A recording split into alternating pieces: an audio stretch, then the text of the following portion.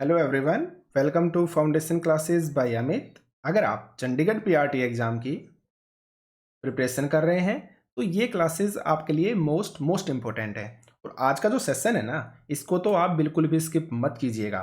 इसमें हम हमारे मैथमेटिक्स के जो प्रीवियस ईयर पेपर्स आए हैं, प्रीवियस ईयर क्वेश्चंस आए हैं आपके चंडीगढ़ पीआरटी के अंदर, आज हम उन क्वेश्चंस को डिस्कस करने वाले हैं। मेरे पास काफ़ी मैसेज आते हैं कि सर मैथमेटिक्स का बताइए, मैथमेटिक्स को हम किस तरीके से टैकल करें, किस तरह से हम क्वेश्चंस को सोल्व करें। तो आज हम डिस्कस करेंगे मैथमेटिक्स के बारे में। तो आप सेशन को बिल्कुल भी स्किप मत कीजिएगा। इसलिए अगर आप चैनल पर न्यू हैं तो चैनल को सब्सक्राइब कर लीजिए। अगर आपको किसी तरह का कोई डाउट है, कोई इश्यू है, कुछ भी अगर आप पूछना चाहते हैं तो आप इस कॉन्टैक्ट नंबर पे व्हाट्सएप मैसेज कर सकते हैं। साथ में हमारा जो टेलीग्राम ग्रुप है उसको आप ज्वाइन कर लीजिए। टेलीग्राम ग्रुप का जो लिंक है वो आपको इसी वीडियो के डिस्क्रिप्शन में मिल जाएगा। हमारी application foundation classes by Amit को अगर आपने डाउनलोड नहीं किया है तो आप एप्लीकेशन को डाउनलोड कर लीजिए। एप्लीकेशन में आपको आपके फ्री टेस्ट, आपको पीडीएफ, जो आपके प्रीवियस ईयर पेपर हैं उनकी पीडीएफ, आपको फ्री स्टडी मटेरियल यानी फ्री वीडियोस, सब कुछ आपको एप्लीकेशन में प्रोवाइड करवाया जाता है। तो अगर आपने एप्लीकेशन को डाउनलोड नहीं किया है तो आप एप्लीकेशन को डाउनलोड कर लीजिए।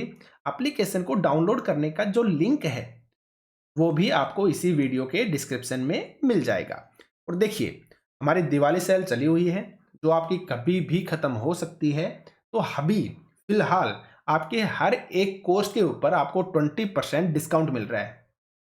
ये आपका कूपन कोड है दिवाली 20 के नाम से, जो आपका कभी भी समाप्त हो सकता है। तो अगर आप चंडीगढ़ पीआरटी की प्रिपरेशन कर रहे हैं और आप किसी भी कोर्स को लेना चाहते हैं तो 20% डिस्काउंट पे आप हर कोर्स को परचेज कर पाएंगे। जैसे अगर किसी को ये 6 सब्जेक्ट पढ़ने हैं, social science, science, English, Hindi, reasoning और आपका करंट अफेयर, तो आप इस कोर्स को परचेज कर सकते हैं 20% डिस्काउंट पे। जिसको अभी सभी सब्जेक्ट पढ़ने हैं यानी कंप्लीट कोर्स चाहिए तो आप उस कोर्स को भी 20% डिस्काउंट पे प्राप्त कर पाएंगे, वो भी विद पीडीएफ। यानी कि आप चीज़ों की पीडीएफ निकाल के, प्रिंट निकाल के ज़्यादा से ज़्यादा कम समय में चीज़ों को रिवाइज कर पाएंगे। तो अभी आपका ऑफर चला हुआ है, अगर आप परचेज करना चाहते हैं तो परचेज कर सकते हैं। तो चलिए करते हैं बात मैथमेटिक्स की। और ये जो क्वेश्चंस हैं मैथमेटिक्स के, ये आपके प्रीवियस ईयर हैं। जो आपका चंडीगढ़ का पेपर हुआ था 2022 के अंदर, दिसंबर 2022 में, उसके क्वेश्चंस हैं जिनको हम डिस्कस करने वाले हैं। और हमारे कोर्स में थ्योरी क्लासेस के अंदर बेस्ट तरीके से हम इस मैथमेटिक्स को यानी कि कॉम्पिटिटिव मैथमेटिक्स को, एनसीईआरटी मैथमेटिक्स को, हर किसी को बहुत ही बेस से डिटेल से डिस्कस करेंगे। तो चलिए स्टार्ट करते हैं मैथमेटिक्स। तो सबसे पहले तो आप ये याद रखिए, मैथमेटिक्स जो है ना उसमें होते हैं आपके नंबर्स। और नंबर हमेशा बोलते हैं, वो हिंट देते हैं कि आप हमें किस तरीके से सोल्व करोगे। तो मैथमेटिक्स के डरने की जरूरत बिल्कुल भी नहीं है। ठीक है, तो चलिए स्टार्ट करते हैं फर्स्ट क्वेश्चन से कि वस्तु एक्स की कीमत में हर साल 40 पैसे की वृद्धि होती है, जबकि वस्तु वाई की कीमत में हर साल 15 पैसे की वृद्धि होती है।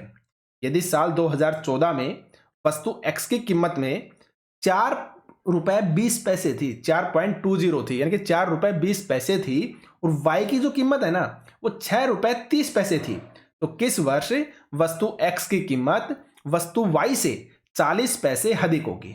ये हमसे पूछा गया है, ये हमारा क्वेश्चन है।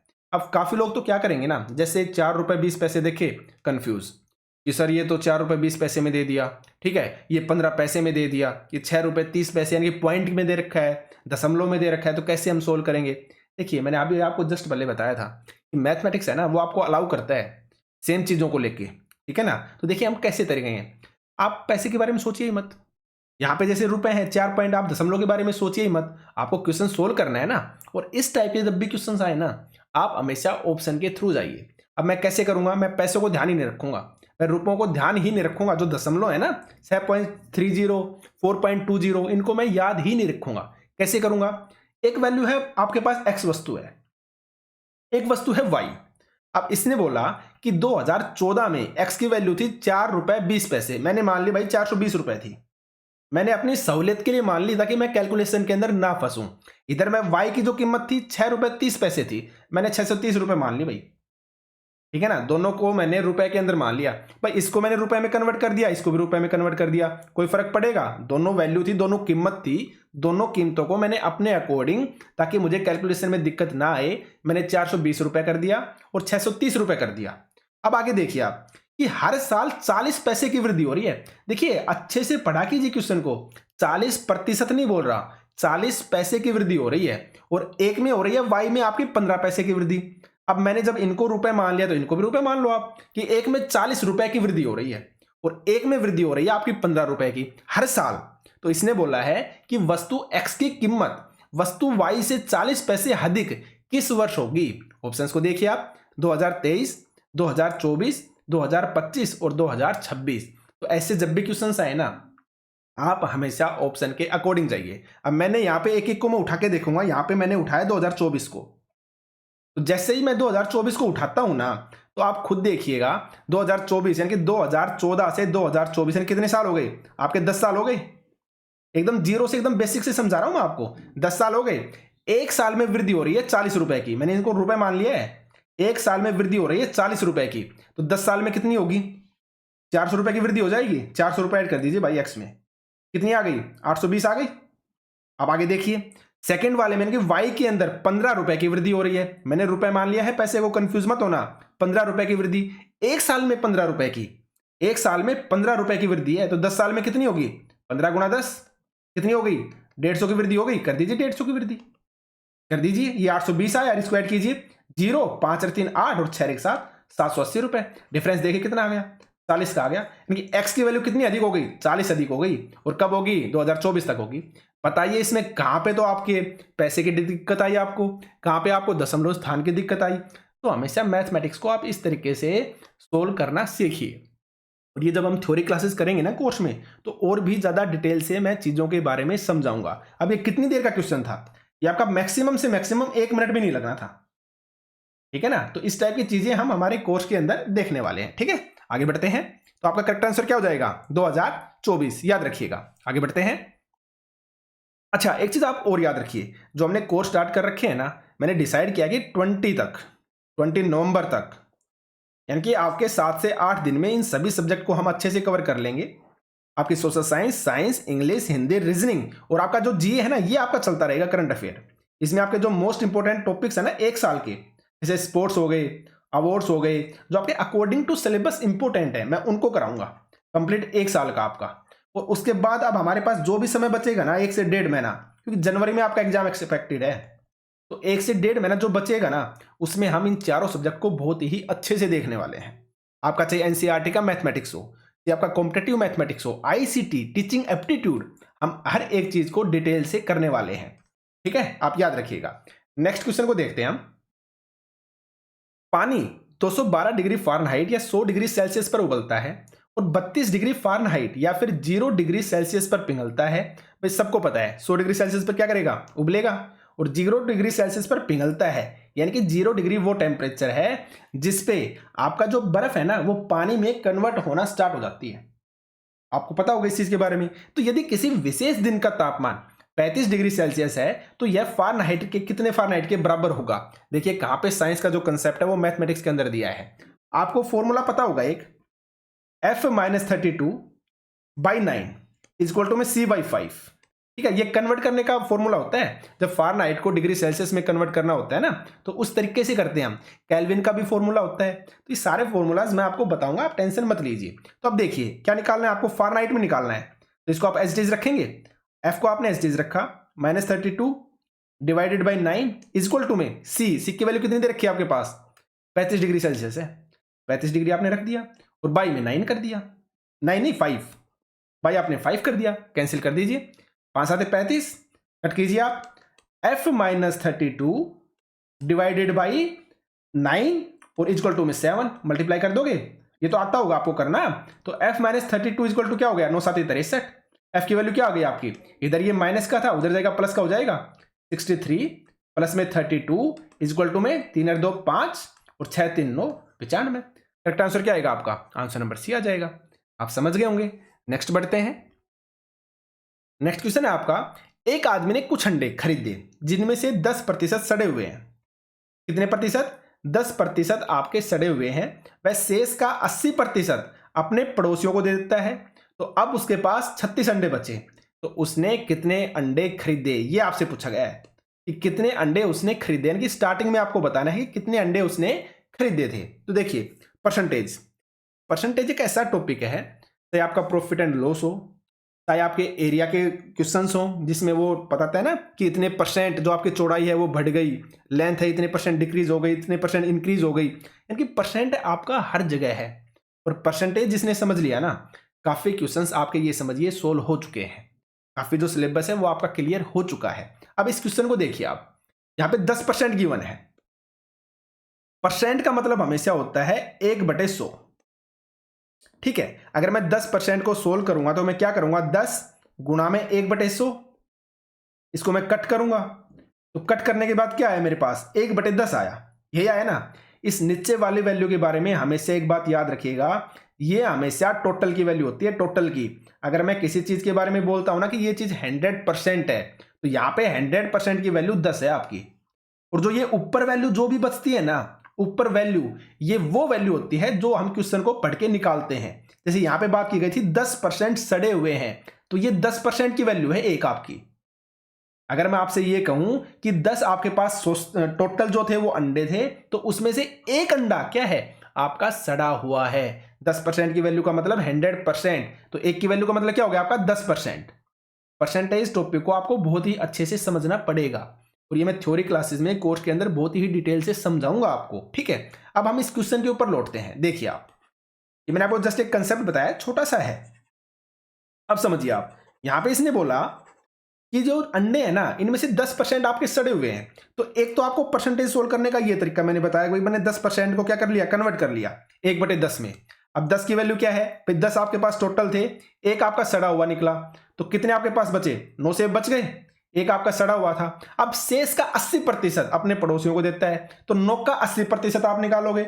जैसे आप 80% निकालने पे गए, ये हो गया आपका दशमलव में कन्वर्ट, और जैसे ही दशमलव में कन्वर्ट हुआ 7.2 में आ जाएगा ना, जैसे ही दशमलव में कन्वर्ट हुआ आप कंफ्यूज कि सर ये तो दशमलव में आ गया। आप क्वेश्चन को आधे से ज्यादा तो वहीं पे क्वेश्चन को छोड़ देंगे कि हमसे सोल्व ही नहीं होगा। मैंने हमेशा मैथमेटिक्स में आपको बताया है कि मैथमेटिक्स में आप जितना भी चाहे ना, अपने अकॉर्डिंग कितने भी मेथड यूज कर सकते हैं।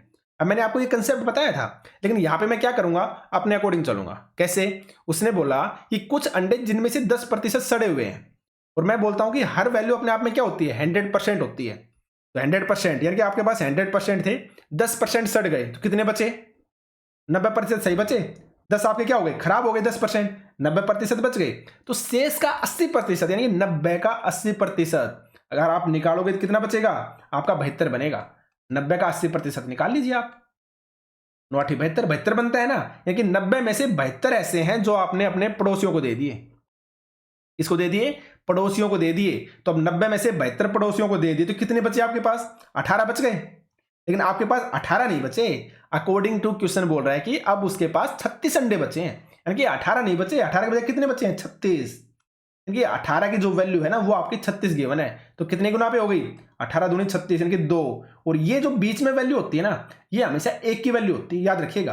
यानी कि एक की वैल्यू अगर 2 है, तो इन सभी को अगर हम मल्टीप्लाई करें 2 से, तो ओरिजिनल वैल्यू मिल जाएगी ना। इनकी 72 को हम 2 से कर सकते हैं मल्टीप्लाई, 90 को हम 2 से कर सकते हैं, और 100 को भी किससे कर सकते हैं, 2 से। इनकी 100 दूनी 200, इनके 200 अंडे थे आपके स्टार्टिंग में। उसने कितने अंडे खरीदे थे, आपके 200 अंडे खरीदे थे, याद रखिएगा। तो आंसर क्या होगा आपका, आंसर नंबर सी। ये छोटे छोटे कंसेप्ट हैं, हो सकता है काफी लोगों को अभी समझ में ना आ रहा हो। मैं थ्योरी क्लासेस में बहुत ही डिटेल से इन चीजों को समझाने वाला हूं कि डायरेक्ट एकदम शॉर्ट तरीके से कैसे क्वेश्चंस को आप सोल्व करेंगे, कैसे आप टैकल करेंगे। ठीक है, आगे बढ़ते हैं। नेक्स्ट है आपका, 6 वर्ष पहले कुणाल और रवि की आयु का अनुपात 6:5 था। 4 वर्ष बाद उनकी आयु का अनुपात 11:10 हो गया। तो वर्तमान में रवि की आयु बतानी है। भाई एक तो आपके पास गिवन है कुणाल, कैसे लिख दिया मैंने, और एक आपके पास गिवन है रवि। अब इसने बोला 6 वर्ष पहले कुणाल और रवि की जो आयु का अनुपात था ना वो 6:5 था।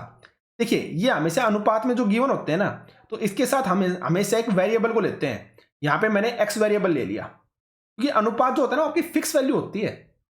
ठीक है, ये हमेशा फिक्स है, 6:5 है ना, तो ये हमेशा 6:5 ही रहेगा। तो बीच का डिफरेंस है ना वो हमेशा सेम ही मिलेगा। तो अब देखिए यहाँ पे x है, एक वेरिएबल मैंने साथ ले लिया। तो मैंने क्या किया इस क्वेश्चन को सोल्व करने के लिए कि 6 वर्ष पहले की बात कर रहा है, तो 6 वर्ष पहले क्या वैल्यू होगी, 6x और 5x होगी। कुणाल की वैल्यू, किक की वैल्यू क्या होगी, 6x, और आर की वैल्यू क्या होगी, 5x होगी। 6 वर्ष पहले है ये, कब है, 6 वर्ष पहले। तो 6 वर्ष पहले से मैं क्या करूंगा, 6 वर्ष आगे आऊंगा, तो प्रेजेंट में पहुंच जाऊंगा मैं।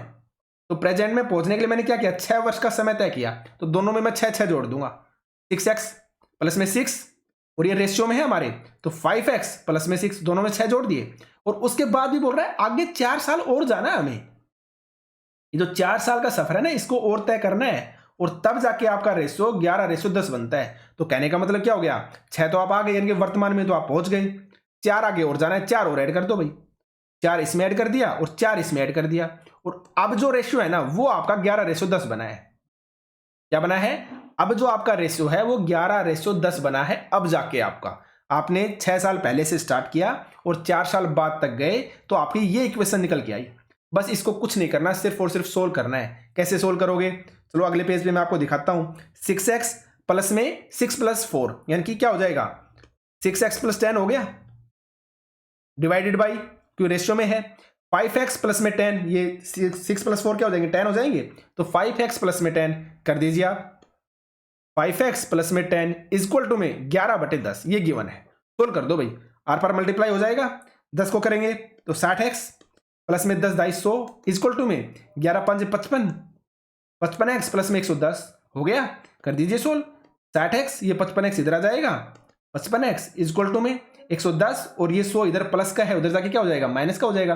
कितने बचेंगे आपके, 10 बचेंगे। तो 60x में से 55x गए 5x, और इक्वल टू में 10, तो x की वैल्यू क्या आ गई आपके पास, 10/5 इक्वल टू 2, यानी कि x की वैल्यू 2 आ गई। पुट कर दीजिए आप, 6x और ये 5x, तो जब x की वैल्यू 2 पुट करेंगे तो ये आ गई आपकी 12, और ये आ गई आपकी 10, और ये कब है, 6 साल पहले। और हमसे पूछा है रवि की वर्तमान आयु बताइए, तो जब 6 साल पहले 1 की 12 थी, 1 की 10 थी, आपका रवि है 10 वाला, तो 6 साल बाद रवि की क्या होगी, 10 में आप 6 जोड़ दीजिए, और 10 और 6 क्या आ गई आपके, 16 आ गई। ठीक है, तो करेक्ट आंसर क्या हो जाएगा, आंसर नंबर ए हो जाएगा। तो इस तरीके से एकदम डिटेल से मैं आपको एजिज, जो भी कंसेप्ट, जो भी क्वेश्चंस, या जो भी आपके इंपॉर्टेंट जो कंसेप्ट जरूरी हैं आपके लिए, वो सभी मैं थ्योरी क्लास में कराऊंगा। ठीक है, तो चलिए आगे बढ़ते हैं। समझ में आ गया होगा आपको, आगे बढ़िए। 2 नल ए और बी एक टंकी को क्रमशः 20 मिनट और 30 मिनट में भर सकते हैं। एक आउटलेट पाइप सी पूरे टैंक को 15 मिनट में खाली कर सकता है। ए, बी और सी को वैकल्पिक रूप से खोला जाता है, प्रत्येक को 1 मिनट के लिए बारी बारी से खोला जाता है, तो टंकी को भरने में कितना समय लगेगा। यह क्वेश्चन आपसे पूछा गया है। ठीक है, ये क्वेश्चन आपसे पूछा गया है। तो देखिए आप, ए पाइप है, कितनी देर में भरता है, 20 मिनट में। बी पाइप है, कितनी देर में भरता है, 30 मिनट में। और एक पाइप है आपका सी, ये भर नहीं रहा, ये खाली कर रहा है। तो खाली करने का मतलब क्या हो गया, माइनस, ये खाली कर रहा है कितनी देर में, आपका 15 मिनट के अंदर। ठीक है, कितनी देर में, 15 मिनट में ये खाली कर रहा है। तो अब आपसे पूछा है, तो देखिए जब भी ऐसे क्वेश्चंस होते हैं ना, हमें लेना होता है एलसीएम। ये एलसीएम से हम टोटल वैल्यू को निकालते हैं। यहाँ पे किसकी बात हो रही है, पानी के भरने की बात हो रही है, तो हम टोटल जो टंकी है ना उसका वॉल्यूम निकालेंगे कि टोटल जो टंकी है वो कितना पानी उसके अंदर आ सकता है। तो देखिए आप इसका क्या लेंगे, आप एलसीएम। अब एलसीएम लेने के भी तरीके होते हैं, मैं एकदम जीरो से बता रहा हूँ इसलिए समय ले रहा हूँ। आप याद रखें, कभी आप ये सोचे कि सर एकदम जीरो से एकदम डिटेल से ऐसे करवा रहे हैं, बहुत समय ले रहे हैं क्वेश्चन में, मैं समय लूंगा क्योंकि मुझे समझाना है अच्छे से। तो देखिए एलसीएम कैसे लेते हैं, इस टाइप से जब भी आपको एलसीएम लेना हो ना, सबसे पहले सबसे बड़े नंबर को देखिए आप। अब इनमें से सबसे बड़ा कौन सा है, 20, 30, 15 में 30 है, तो इसका जो मल्टीपल है ना, इसका आप पहाड़ा देखिए, और इसका पहाड़ा आप उस तक देखिए कि जो बाकी जो वैल्यू आपको गिवन है ना, जैसे 20 और 15, इनको भी सेटिस्फाई करे।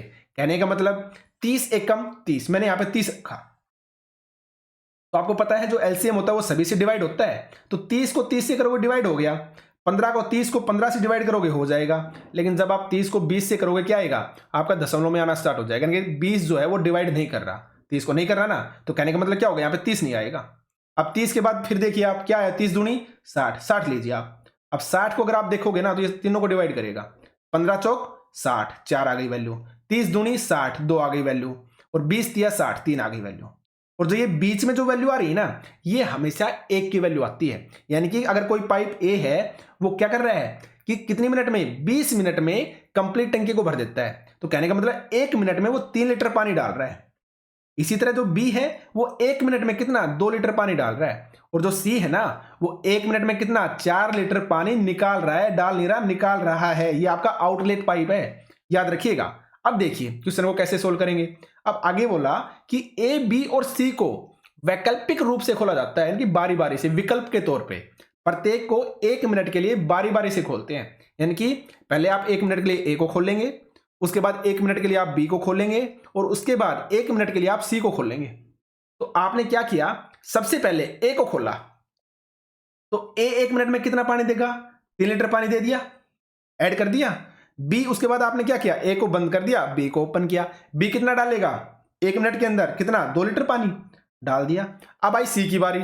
अब सी क्या करेगा, 1 मिनट के अंदर 4 लीटर पानी को निकाल देगा, डालेगा नहीं। तो आपकी वैल्यू क्या आई, 3 और 2 5, और 5 में से 4 का कितना बचा, 1। तो 1 लीटर पानी जा रहा है आपका टंकी के अंदर, कितनी देर में, 3 मिनट में। क्योंकि 1 मिनट आपने ये चलाया था, 1 मिनट आपने ये चलाया, 1 मिनट आपने ये चलाया, यानी कि 3 मिनट के अंदर आपकी टंकी में पानी कितना गया, सिर्फ और सिर्फ 1 लीटर।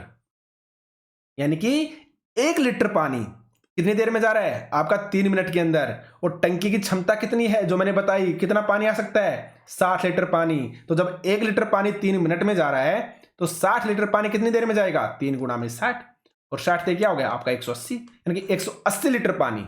तो यही क्या हो जाएगा, आपका आंसर हो जाएगा। यही हमसे पूछा था कि कितना समय लगेगा टंकी को भरने के अंदर। तो कितना समय, आपके 180 मिनट लग जाएंगे। ठीक है ना, कितने मिनट, 180 मिनट आपको टोटल लग जाएंगे। 1 लीटर पानी में 3 मिनट लग रहे थे, तो 60 लीटर पानी में कितना समय लगेगा, 3 गुणा में 60, 180 मिनट। लीटर नहीं है, मिनट आएगा ये, 180 मिनट लग जाएंगे, याद रखिएगा। तो ऑप्शन मिल गया आपको, आंसर मिल गया। तो आगे बढ़ते हैं। अनु रीता से 10 मील पश्चिम में है, रवि रीता से 30 मील उत्तर में है, अनिल रवि से 20 मील पूर्व में है। तो अनु से अनिल की दूरी मील में क्या होगी, ये हमसे पूछा है। देखिए डायरेक्शन का क्वेश्चन दे दिया और मैथमेटिक्स की फॉर्म में दे दिया। तो कैसे करोगे आप भाई, डायरेक्शन का है तो डायरेक्शन तो आपको बनानी पड़ेगी। आपने डायरेक्शन बना दी इस तरह से, ठीक है, ये आपने डायरेक्शन बना दी। अब यहां पे जैसे जैसे क्वेश्चन बोलता जाए ना, आपको वैसे वैसे करना है। उसने क्या बोला कि अनु रीता से 10 मील पश्चिम में है। अब मैंने ये मान लिया रीता आपकी यहां पे है, आर आई से दे दिया मैंने, आर आई रीता आपकी यहां पे है, और यहां से रीता से 10 मील पश्चिम में। पश्चिम कौन सा है, ये आपका पूर्व है, ये क्या है, पश्चिम है, ये क्या है आपका उत्तर है, और ये क्या है, दक्षिण है। तो रीता से कितना, 10 मील पश्चिम में। तो 10 मील पश्चिम में चलिए आप, इधर है ना पश्चिम आपका, तो आप यहां पे आ गए 10 मील, ठीक है, 10 मील पश्चिम में आ गए। और कहां पे पहुंच गए, अनु पहुंच गई, यहां पे ए एन से लिख दिया मैंने इसको, ठीक है। अब आगे क्या किया कि रवि रीता से 30 मील उत्तर में है। अब रवि जो है वो रीता से 30 मील उत्तर में, रीता यहां है, इससे 30 मील उत्तर, यानी कि ऊपर की तरफ। यहां पे क्या है आपका, रवि है, ठीक है, रवि है यहां पे, हो गया कितना, 30 मील, याद रखिएगा। अब आगे इसने बोला कि अनिल रवि से 20 मील पूर्व में है। अब नॉर्मल सी बात है, अनिल रवि से 20 मील पूर्व, पूर्व किधर होगा, इस साइड होगा, और रवि से यानी कि यहां से 20 मील पूर्व में क्या हो गया आपका, अनिल हो गया, मैंने लिख दिया भाई। अब इसने पूछा कि अनु से अनिल की दूरी मील में क्या होगी। जब भी इस तरीके से बात की जाए ना, तो वो यानी कि ये पूछना चाह रहा है कि शॉर्टेस्ट डिस्टेंस आपसे पूछना चाह रहा है। तो अनु से जब आपको अनिल जाना है और आपको शॉर्टेस्ट डिस्टेंस निकालनी है, तो कैसे निकालोगे, आप ऐसे डायरेक्ट जाओगे ना, आप ऐसा थोड़ी ना इधर से ऐसे घूम के जाओगे, या यहां होगे, या फिर ऐसे जाओगे, या फिर ऐसे जाओगे, ऐसे थोड़ी जाओगे, आप डायरेक्ट जाओगे ना। तो आपसे ये पूछा है कि अनु से अनिल की दूरी, ये दूरी पूछी आपसे, ये वाली दूरी। यहां पे आपका मैथमेटिक्स का एक कॉन्सेप्ट लगा हुआ है। कैसे करोगे आप, राइट एंगल ट्रायंगल का कंसेप्ट आपने पढ़ा होगा ना, वो है यहां पे। कैसे करोगे, देखो आप, यहां पे मैंने एक इमेजिनरी लाइन खींच ली यहां पे ऐसे, और यहां पे इस तरीके से खींच दी, ठीक है। तो एक बात बताओ मुझे, अगर ये वाली लाइन यहां से यहां पर तक 30 मीटर है, तो ये भी क्या होगी आपके 30 होगी, समझ गए होंगे। अगर आपके यहां से और यहां तक ये 10 है, तो ये भी कितनी होगी आपकी, 10 होगी, यहां से और यहां तक 10 होगी ना ये भी। तो ये आपकी 10 और ये आपकी 20। तो यहां से लेकर और यहां तक, ये वाली देखना आप ध्यान से, यहां से और यहां तक आपकी जो ये वाली वैल्यू है ये कितनी हो गई 20, ये 10, ये कितनी हो गई आपकी टोटल 30 हो गई। कितनी हो गई 30, और ये आपकी 30 पहले से गिवन है। तो आप मुझे खुद बताइए, अगर ये आपकी ट्रायंगल बनती है तो ये आपकी राइट एंगल ट्रायंगल नहीं बन गई। जैसे अगर आप इसको आप आधार मान लेते हैं और ये क्या हो गया आपका परपेंडिकुलर हो गया, तो ये क्या हो जाएगा हाइपोटेन्यूज यानी कर्ण हो जाएगा। तो ये वैल्यू 30 और ये कंप्लीट वैल्यू 30, तो ये नहीं निकाल सकते आप हाइपोटेन्यूज वाले तरीके से, कर्ण वाले तरीके से। तो आप कर्ण कैसे निकालते हैं, हाइपोटेन्यूज कैसे निकालते हैं भाई, आधार का स्क्वायर करते हैं यानी कि बेस का स्क्वायर प्लस में लंब यानी कि परपेंडिकुलर का स्क्वायर यानी कि बेस यानी कि लंब का स्क्वायर, यही करते हैं ना, और दोनों का अंडर रूट कर देते हैं तो क्या निकल जाता है आपका हाइपोटेन्यूज निकलता है। अब सीधा सिंपल सा है, कर दीजिए आप। आधार कितना है 30 गिवन है, तो करिए आप 30 का स्क्वायर प्लस में आपका बेस कितना है परपेंडिकुलर कितना है ये भी 30 है, फिर से 30 का स्क्वायर कर दीजिए आप, और दोनों का अंडर रूट करना है। 30 का स्क्वायर क्या होगा 900, और प्लस में 30 का स्क्वायर क्या होगा 900, अंडर रूट कर दीजिए 1800 का अंडर रूट आ गया। अब नॉर्मल सी बात है, अंडर रूट के अंदर है तो कुछ ना कुछ बाहर भी आपका आ सकता है, तोड़ लीजिए आप। इसे को मैंने तोड़ दिया 2 इंटू में 3 इंटू में 3, क्योंकि 2 तिया 6 और 6 तिया 18 हो गया कंप्लीट, और मैंने अंदर क्या कर दिया 100 और कर दिया, और इसका अंडर रूट है तो अंडर रूट से बाहर आप लेके आएंगे तो 2 3 में से एक 3 बाहर आ जाएगा। अगर ये 100 है तो 100 का अंडर रूट निकाल सकते हैं हम, क्या आएगा 10 आएगा, तो ये तो आपका बाहर आ गया, अंदर क्या बच गया आपका 2 बच गया, तो 10 तिया 30, 30 रूट 2 क्या हो गया आपका आंसर हो गया। देख लीजिए आप कहां पे है, आंसर नंबर सी। समझ गए होंगे आप, एकदम इजी था। कंसेप्ट है ये, जिसको कंसेप्ट पता है ना, मैथमेटिक्स एकदम इजी है, याद रखिएगा। तो आगे बढ़ते हैं। नेक्स्ट क्वेश्चन है आपका कि 10 वर्षों के बाद किसी राशि पर साधारण ब्याज रुपए 600 होगा। 10 वर्षों के बाद होगा, यदि मूलधन 5 वर्ष के बाद तिगुना कर दिया जाता है तो 10वें वर्ष के अंत में कुल कितना ब्याज होगा, ये हमसे पूछा गया है। अब मुझे एक बात बताइए, यहां पे बात हो रही है 10 वर्षों के बाद की, और साधारण ब्याज कितना है 600 रुपए है। अब ये फॉर्मूला किस किस को याद नहीं है ये बताइए आप। तो ऐसा यानी कि साधारण ब्याज क्या होता है आपका, मूलधन यानी कि प्रिंसिपल गुणा में दर यानी कि रेट गुणा में समय यानी कि क्या हो गया टाइम, और बटे में 100। ये फॉर्मूला हर किसी को पता होगा ना। और यहाँ पे क्या गिवन है 10 वर्ष यानी कि समय गिवन है, और क्या गिवन है आपका साधारण ब्याज गिवन है, और हमसे पूछा है यदि मूलधन 5 वर्ष के बाद तिगुना हो जाए। तो 5 वर्ष के बाद तिगुना तो जब आप करोगे ना, जब आपको पहले मूलधन पता होगा, आपको पहले प्रिंसिपल पता होगा, तभी तो आप उसको 3 गुना करोगे। तो कहने का मतलब क्या निकालना है, सबसे पहले आपको प्रिंसिपल निकालना होगा, मूलधन निकालना होगा। तो निकालिए आप। ऐसा कितना गिवन है 600, ये जो 100 है उधर चला जाएगा, डिवाइडेड बाई मूलधन इधर रख लेंगे, मूलधन तो हमें निकालना है, बाकी चीजें इधर ले आएंगे। दर कितनी है हमने मान ली 1 ही है भाई, और समय कितना है आपका गिवन है 10 वर्ष गिवन है, तो कर दीजिए आप, करो कैंसिल, क्या आ जाएगा आपका 6000 आ गया, यानी कि 6000 आपका मूलधन आ गया, प्रिंसिपल आ गया। तो इसने क्या बोला है, यदि मूलधन 5 वर्ष के बाद तिगुना कर दिया जाए, तो यानी कि 5 वर्ष तक तो आपका क्या रहेगा 6000 ही रहेगा, और 5 वर्ष के बाद 3 गुना करना है। तो पहले तो आप 5 वर्ष हैं आपके स्टार्टिंग के, उनका ब्याज निकालो आप, साधारण ब्याज तो निकालो आप। साधारण ब्याज कैसे निकालते हैं, मूलधन गुणा में दर कितनी है 1 गुणा समय कितना है 5 और बटे में 100, कर दीजिए आप, 2 से 2 कैंसिल, 60 5 300, तो 300 रुपए आपका ब्याज आ गया स्टार्टिंग के 5 साल का। और अब 5 साल के बाद इसने क्या किया, मूलधन को 3 गुना कर दिया। मूलधन कितना था 6000, 6 का 3 गुना कर दो भाई, 6 का 3 गुना कर दो, 6 का 3 गुना कितना हो गया 6 18, यानी कि 18000 क्या हो गया आपका मूलधन हो गया। दर कितनी है समय, और समय कितना है आपका फिर से 5 वर्ष ही है, तो टोटल 10 वर्ष है ना, तो फिर 5 वर्ष और बटे में 100 कर दीजिए आप, 2 से 2 कैंसिल, 5 से कर दो आप, 18 5 90 यानी कि 900 रुपए। तो लास्ट के 5 साल का आपका ये आ गया 900 रुपए, और स्टार्टिंग के 5 साल का कितना था आपका 300 रुपए, और 9 3 1200 रुपए आपका टोटल 10 साल का, क्योंकि यही हमसे पूछा था कि अंत में 10वें वर्ष के अंत में कुल ब्याज कितना होगा। तो 900 आपका 5 वर्ष का आया, और 300 आपका अलग 5 वर्ष का था, और दोनों को मिला के क्या गया आपका 1200। तो करेक्ट आंसर क्या हो जाएगा आपका 1200 रुपए। ठीक है, तो अगर आपको फॉर्मूलेज वगैरह अच्छे से याद है ना, कंसेप्ट क्लियर है ना, चीजें बहुत ही इजी हैं, और मैं आपको फॉर्मूलाज वगैरह सब कुछ लिख के दूंगा, आपको वो दिन रात अच्छे से याद करने हैं। ठीक है, तो आगे बढ़ते हैं। नेक्स्ट क्वेश्चन है आपका, यदि किसी आयत की, थोड़ा सा इश्यू है इसके अंदर, 1 मिनट रुकिए आप। यदि किसी आयत की लंबाई आधी कर दी जाए जबकि उसकी चौड़ाई 3 गुना कर दी जाए, तो इसके क्षेत्रफल में कितने प्रतिशत परिवर्तन हुआ, हमसे ये पूछा गया है। अब एक बात बताइए मुझे, ये परसेंटेज का फॉर्म क्वेश्चन बोलेंगे आप इसको, या फिर आप इसको जो हमारी ज्योमेट्री है उसका क्वेश्चन बोलेंगे? आप खुद बताइए। आप नॉर्मल सी बात है, ये आपके परसेंटेज का क्वेश्चन है, लेकिन किसका यूज करके?